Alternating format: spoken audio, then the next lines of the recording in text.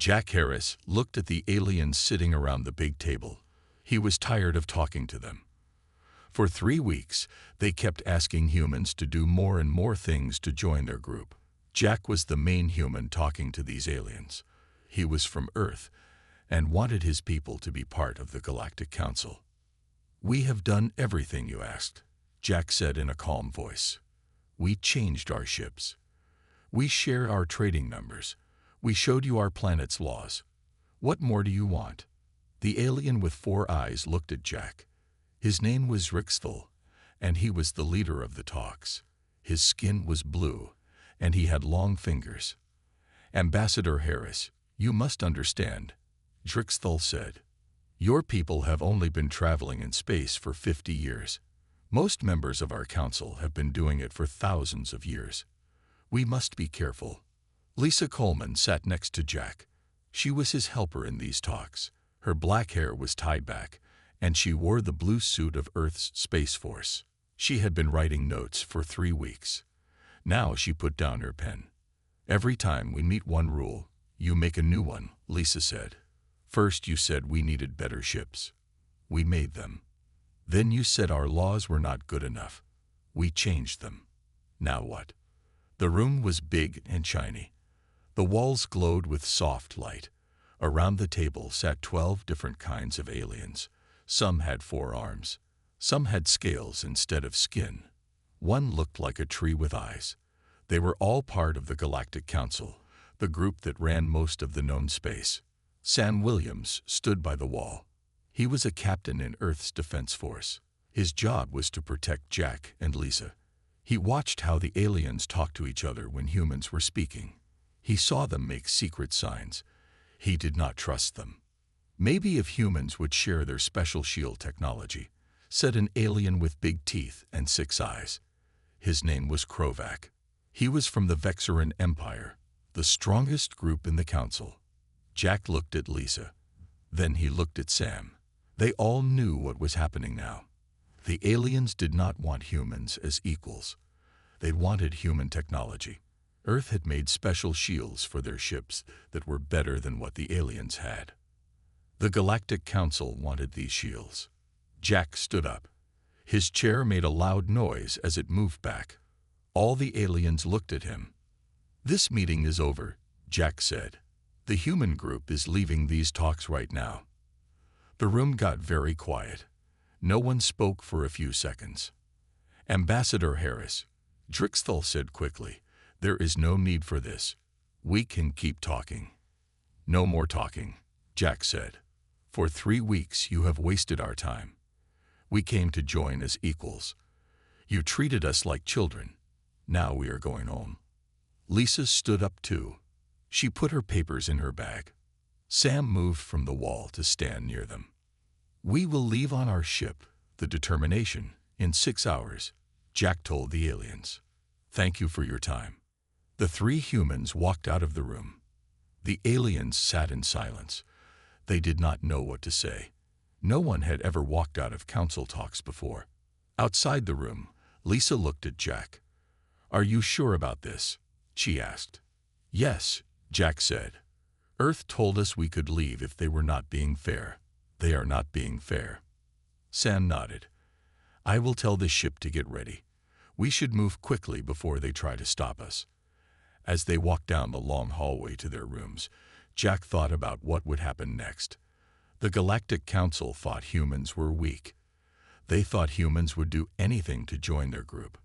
They were wrong. The aliens had made a big mistake. They would learn that soon. The ship named Determination moved through space. It was taking the humans back to Earth. The ship was not very big, but it looked nice. It had smooth sides and a few weapons. Inside, the humans talked about what happened. Jack Harris sat at a table in the meeting room. He took off his tie and let out a long breath. 3 months of talking. All for nothing, he said. Lisa Coleman looked at her computer tablet. She was checking her notes from the meetings. "Not all for nothing," she said. "We learned a lot about how they work together. The Vexarans are the real leaders, even though they say everyone is equal." Captain Sam Williams nodded. He stood near the door. And we know for sure now what our spies thought. They really want our shield technology. It's the one thing we have that's better than what they have. Alan Foster walked into the room. He was the ship's main engineer. His hair was gray, even though he was not very old. He laughed a short, sharp laugh. They should want our shields. Our adaptive resonance shield is much better than their old shields. Their shields don't move or change. Ours do. Olivia Martinez came into the room next. She looked worried. Olivia was in charge of talking to other ships. "Sir, we are picking up strange messages. Some council ships are changing where they are going. Some seem to be coming toward us." Jack sat up straight. They would not be stupid enough to. A loud noise filled the room. Red lights started flashing. Many ships just appeared near us. Someone said over the speaker, "They look like Vexaran warships." On the big screen on the wall, they saw 3 mean-looking ships. They had sharp edges and looked like they were made for fighting. Everyone knew these were Vexaran enforcer ships. "They are calling us," Olivia said. "Put them on the screen," Jack ordered. The face of a Vexaran appeared on the screen. He had a hard face with many scars. "Ambassador Harris," he said in a rough voice. "I am Admiral Dreska of the Vexaran Empire. By order of the Galactic Council's safety rules, your ship must stop and let us come on board. Your leaving is a safety problem." "That makes no sense," Jack said. "We have every right to go back to Earth." "Not with what you now know," the Admiral said. "You must do what I say." Jack cut off the call and turned to Captain Williams. "Sam, what can we do?" "The determination is not made for fighting 3 warships," Sam said with a serious face. "But our shields might give us time to reach the Epsilon jump point. From there, we can get to the human base on Proxima Centauri II." Jack nodded. "Do it." What happened next was a tense chase through 3 starred areas. The determination stayed just ahead of the ships chasing it. This was thanks to Engineer Foster's clever changes to their engines and the better human shield technology. The Vexarans were sure they would catch the humans because they had more ships. But they did not think the humans would risk jumping through a dangerous space hole in the Epsilon area. This was a very dangerous move that allowed the determination to get away. But it also caused a lot of damage to the ship. As they moved slowly toward Proxima Centauri II, Jack Harris wrote an emergency message to Earth.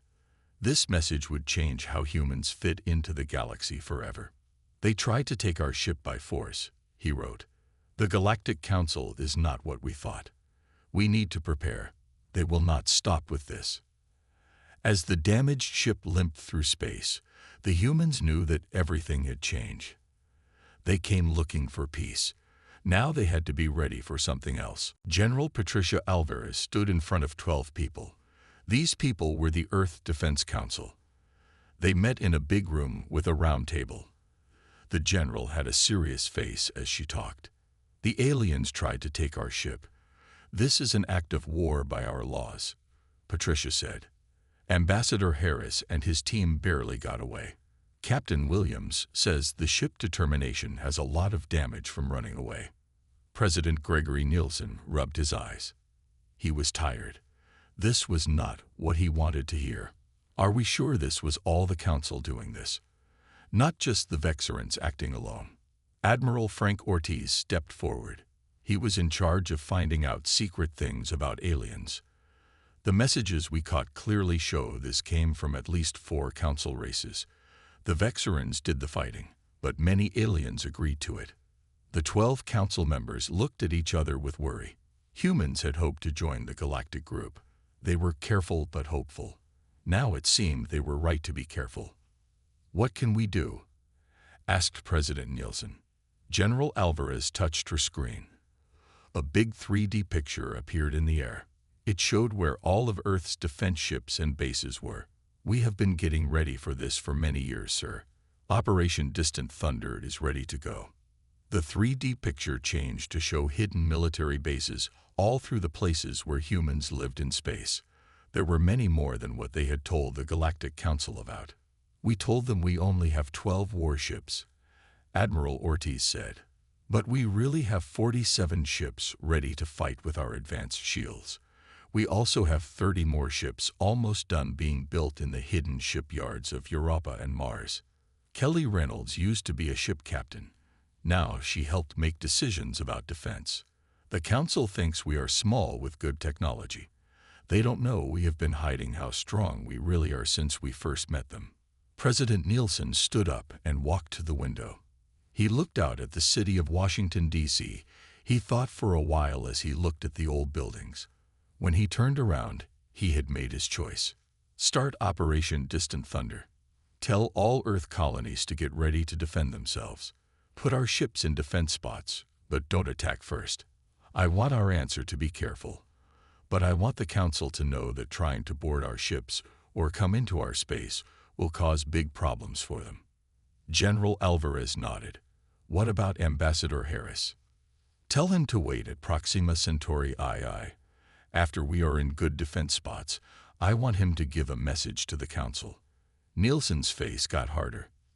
They need to understand that humans came wanting peace, but we are ready for the other choice. Within 2 days, something amazing happened in space. A human defense fleet 3 times bigger than what the Council thought existed appeared. The ships took good spots around every human town and colony. On Galactic Hub Station Omega, the Council races watched with growing fear as human bases turned on defense systems that had been hidden before. What they thought was a small group asking to join was now showing itself as a hidden military power. And at the station, a message came from Earth. We came to you honestly. You answered with lies and force. Now you will deal with humanity on our terms. The Galactic Council was starting to understand their mistake. Humans were not weak, and they were not happy. General Patricia Alvarez stood in front of 12 people. These people were the Earth Defense Council. They met in a big room with a round table. The general had a serious face as she talked. The aliens tried to take our ship. This is an act of war by our laws, Patricia said. Ambassador Harris and his team barely got away. Captain Williams says the ship Determination has a lot of damage from running away. President Gregory Nielsen rubbed his eyes. He was tired. This was not what he wanted to hear. Are we sure this was all the Council doing this? Not just the Vexerans acting alone. Admiral Frank Ortiz stepped forward. He was in charge of finding out secret things about aliens. The messages we caught clearly show this came from at least 4 Council races. The Vexerans did the fighting, but many aliens agreed to it. The 12 Council members looked at each other with worry. Humans had hoped to join the Galactic Group. They were careful but hopeful. Now it seemed they were right to be careful. What can we do? Asked President Nielsen. General Alvarez touched her screen. The big 3D picture appeared in the air. It showed where all of Earth's defense ships and bases were. We have been getting ready for this for many years, sir. Operation Distant Thunder is ready to go. The 3D picture changed to show hidden military bases all through the places where humans lived in space. There were many more than what they had told the Galactic Council about. We told them we only have 12 warships, Admiral Ortiz said. But we really have 47 ships ready to fight with our advanced shields. We also have 30 more ships almost done being built in the hidden shipyards of Europa and Mars. Kelly Reynolds used to be a ship captain. Now she helped make decisions about defense. The Council thinks we are small with good technology. They don't know we have been hiding how strong we really are since we first met them. President Nielsen stood up and walked to the window. He looked out at the city of Washington, D.C. He thought for a while as he looked at the old buildings. When he turned around, he had made his choice. Start Operation Distant Thunder. Tell all Earth colonies to get ready to defend themselves. Put our ships in defense spots, but don't attack first. I want our answer to be careful. But I want the Council to know that trying to board our ships or come into our space will cause big problems for them. General Alvarez nodded. What about Ambassador Harris? Tell him to wait at Proxima Centauri II. After we are in good defense spots, I want him to give a message to the Council. Nielsen's face got harder.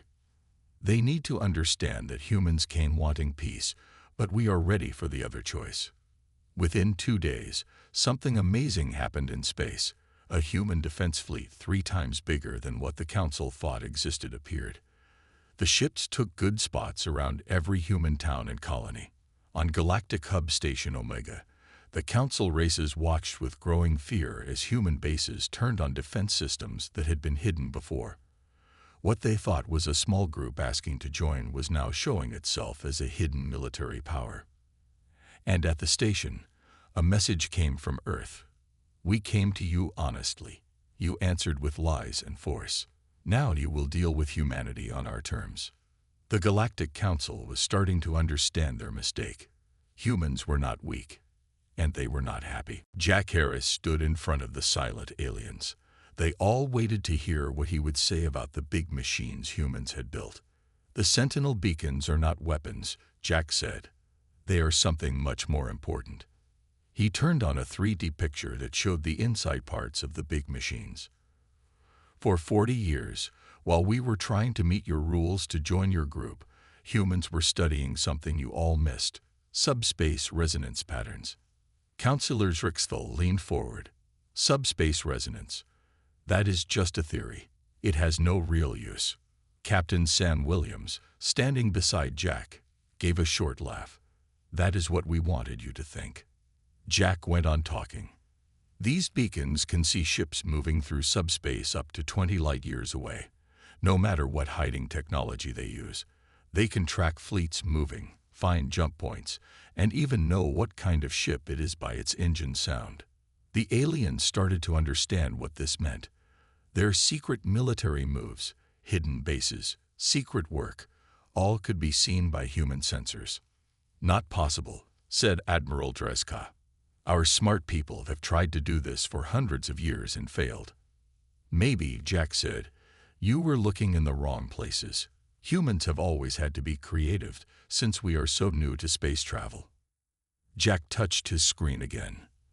The picture changed to show the 7 beacons placed around human space. Their detection fields were shown as see-through balls that covered not just human space, but big parts of the main Council race's space too. Right now, these beacons only watch for defense, Jack explained. But they can be set to share what they see with our friends, or to stop subspace travel in their fields. The room got very loud with shocked voices. You say you can stop faster than light travel, demanded Krovak. Not forever, Sam said, but enough to trap fleets in the middle of a trip or force ships back to normal space where we want them. We made this technology after studying the natural subspace problems in the Epsilon sector, the same ones we used to get away from your ships. Ilara of the Pellerin Alliance was the first to really understand what this meant. With this technology, humanity does not need a big fleet to defend itself. You would know about attacks before they came and could stop enemy ships. Exactly, Jack said. Our shield technology that you wanted so much. It was just the small part of our technology that we let you see. We kept the rest hidden because we saw how the Council treats species with big advantages. He stopped talking for a moment to let them think about this. Earth is ready to share some of this technology with peaceful trading partners who accept that we rule ourselves. We do not want more space than our existing colonies. We just want to be left alone to grow our own way, or to work with the galactic community as equals. Lisa Coleman, who had come in quietly during the talk, stepped forward with some data crystals. These have the agreement ideas approved by President Nielsen, she said, giving them to the Council members. You have 3 days to give your first answers. During this time, our defense position will stay the same. As the humans got ready to leave, Councillor Drixthal found his voice. Ambassador Harris, this is all very interesting, but how do we know your claims about these beacons are true? This could be a big lie. Jack stopped at the door and smiled. Check your secret military channels, Counselor. In about 30 seconds, each of your governments will get a detailed report of every fleet movement your navies have made in the past 3 days, including where bases are that you think we don't know about. He looked at his watch. Actually, make that 10 seconds now. The council room became very noisy as personal message devices started making sounds all at once. Now they understood how much humans really knew. In the 3 weeks after humans showed everyone about the sentinel beacons, things changed a lot in space politics. The Galactic Council, who used to look down on humans, now tried to be friends with Earth. The Pellerin Alliance was the first to break away from the other aliens. They sent Ambassador Ilara to Earth with their best scientists. They wanted to trade technology with humans. The Tellarites came soon after. They offered special trading rights and rare materials. Even the Vexaran Empire, who had tried to capture the human ship, knew things were changing. They sent an important person to say sorry and offer to pay for the damage to the determination.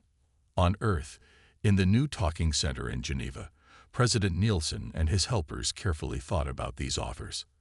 "They are falling over themselves to say sorry," said Kelly Reynolds, looking at the latest offers.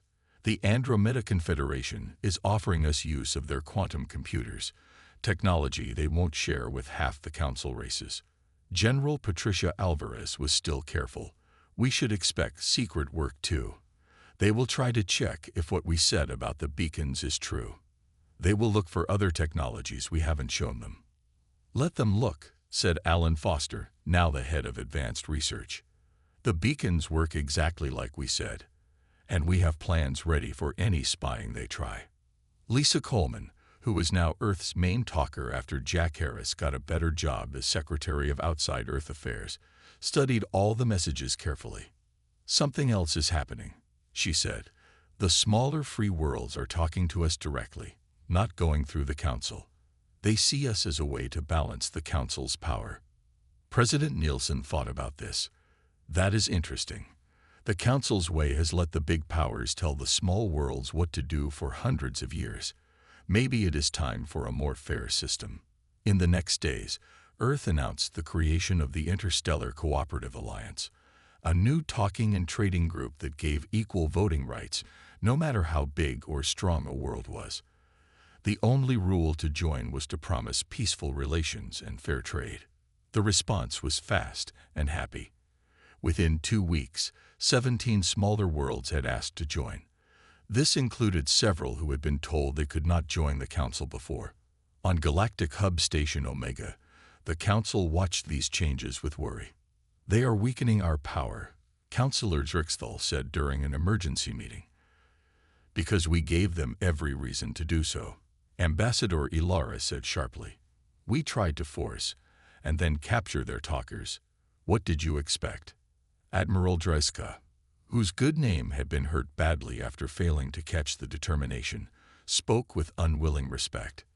"We must admit they were very smart. No direct fighting, no military attacks. They just showed their advantage and let us react. And we reacted exactly as they thought we would," Delegate Fulna added. "They have done more in 3 weeks of talking than they could have with 100 warships." The argument went on for hours, but the end was clear. The Galactic Council would need to completely change how it worked if it wanted to stay important in the new space politics shaped by humans becoming a major power. Meanwhile, on Earth, Jack Harris met with President Nielsen to talk about the latest news. "The Council has asked for a big meeting," Jack said. "All major powers, plus people from our new alliance. They want to talk about changing how space government works." Nielsen nodded. "And what do you think they really want?" "To control us, of course," Jack replied with a small smile. "To bring us into a system where they can influence what we do and watch what we make." "Will we go?" "I think we must," Jack said, thinking. After all, the best way to change a system is often from inside. But this time, we will set the rules for our taking part very carefully. As Earth got ready for the big meeting, humans' place in the galaxy had changed in a way that would have seemed impossible just months earlier, from people asking to join a council that looked down on them, to makers of a new galactic order. The big meeting was held in a special place. It was called the Nexus, an old space station built by an ancient race that disappeared long ago. Now, a group of wise aliens from many species kept it working as a place for important talks. The main hall had a big clear dome that showed the stars. Inside, more than 60 different alien groups had sent people to talk. There were the old council members, Earth's new interstellar cooperative alliance friends, and many free worlds who came to watch. Jack Harris led the human group. Lisa Coleman, Sam Williams, now Admiral Williams, and other human experts came with him. They walked into the hall as equals, not as people asking for permission like before. High Counselor Zrixthal started the meeting with a speech that tried to sound friendly. "This meeting is a chance to change how we all work together in space for everyone's good," he began. "Recent events have shown that our old ways may not work well for our growing community." The nice words could not hide the truth. The council was being forced to change because humans had become strong in a way they could not control. For 5 days, the talks went on. The big council races tried to keep their old power while making enough changes to bring humans and their friends into one system. Earth and its alliance pushed for bigger changes, open decision-making, protection for growing worlds, and limits on military ships in argued-over areas. On the 3rd day, something important happened. Admiral Drezka of the Vexaran Empire said in front of everyone that his people were wrong to try to take the determination. "In trying to keep things stable, we broke the very rules of freedom and talking safety that makes space relations work," he said in a formal way.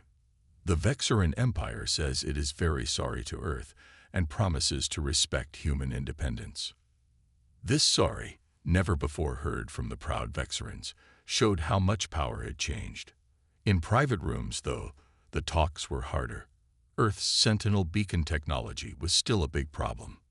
"We cannot accept a deal where one species keeps such a one-sided advantage," argued Delegate Krovac during a private meeting. Jack Harris stayed firm. "Earth made this technology fairly, after the Council kept delaying our joining. We will set up rules for its use, but we will not take down the network or give away the technology." The breakthrough came from an unexpected person.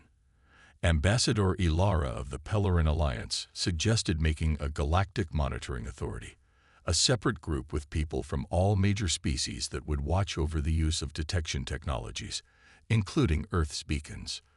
"Let us change what started as a point of fighting into a base for shared safety," she suggested. "The beacons could be used to stop space pirates, watch treaty following, and warn about natural disasters affecting subspace travel." After hard talking, a compromise was reached. Earth would keep control of its beacons, but would share what they saw with the new authority. In return, the major powers would accept Earth's full freedom and the rightness of the Interstellar Cooperative Alliance as a group equal to the Reformed Council. On the last day, as everyone gathered to sign the historic Nexus Accords, Jack Harris spoke to the assembly. "When humans first traveled beyond our solar system, we hoped to find friendship among the stars. Our path to this moment has been harder than we expected, but maybe that was needed. Real understanding does not come from easy agreements. It comes from working through conflicts and finding common ground." He looked around the room at all the different aliens. Earth did not come to this meeting wanting to rule or get special treatment. We came wanting a galaxy where all species, no matter their age, size, or military power, can grow according to their own values while respecting others' rights. The agreements we signed today are not perfect for that vision, but they are an important step.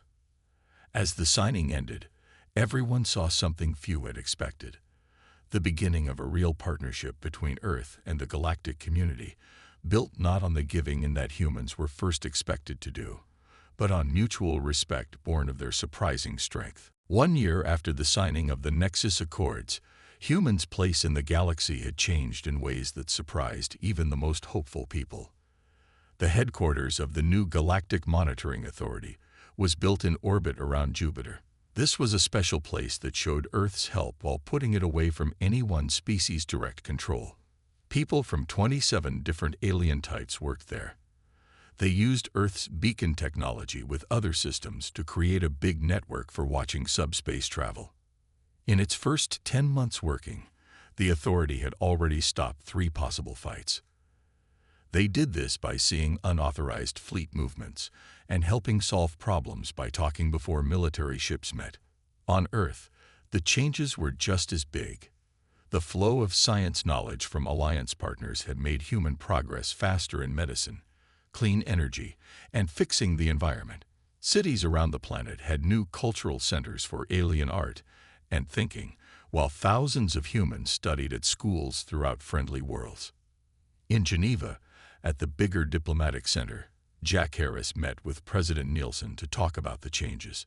Jack was now serving as Earth's first galactic ambassador, with control of all relations with aliens. The Vexerans have finally signed the Technology Exchange Treaty, Jack said. They were the last of the big powers to do so. President Nielsen nodded, pleased but not surprised. Their military leaders needed some convincing, I think. They've realized that working together gives more benefits than fighting, Jack replied. Especially since the joint work on the new medical machines has been so good. Lisa Coleman, just back from a talking mission to the Edge Worlds, joined the talk. The most amazing change has been among the smaller worlds. Species that were almost slaves of the big powers are now making their own trade routes and cultural exchanges. And the Council? Asked Nielsen. Changed, Jack said simply. The changes we demanded have made a more fair group. The special powers of the founding races have been limited, and the rules for new members have been made clear and open.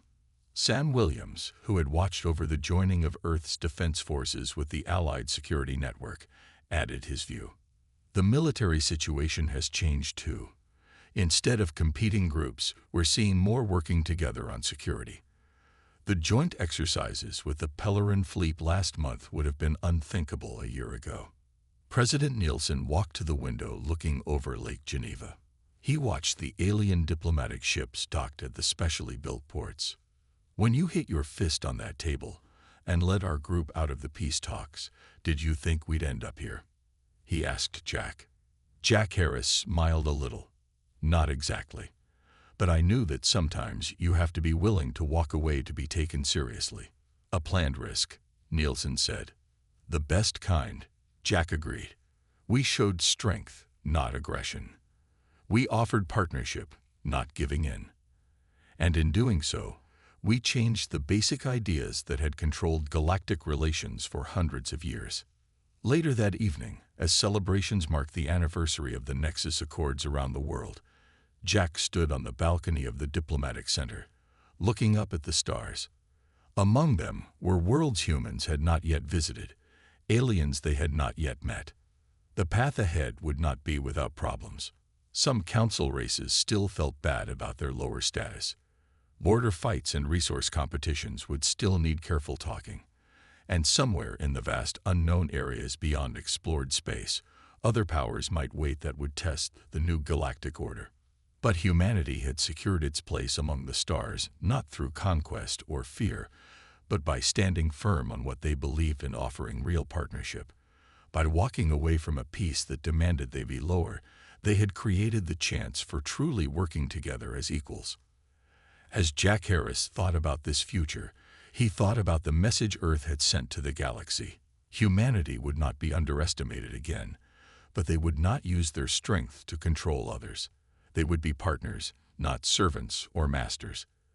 A difference that had forever changed their place in the cosmic community. The mistake the Galactic Council made wasn't in underestimating human technology or military ability. Their true error was in failing to see that humanity's greatest strength was in its ability to adapt, its determined beliefs, and its strong feeling that true peace could only be built between equals. That lesson would guide the galaxy's future for many years to come.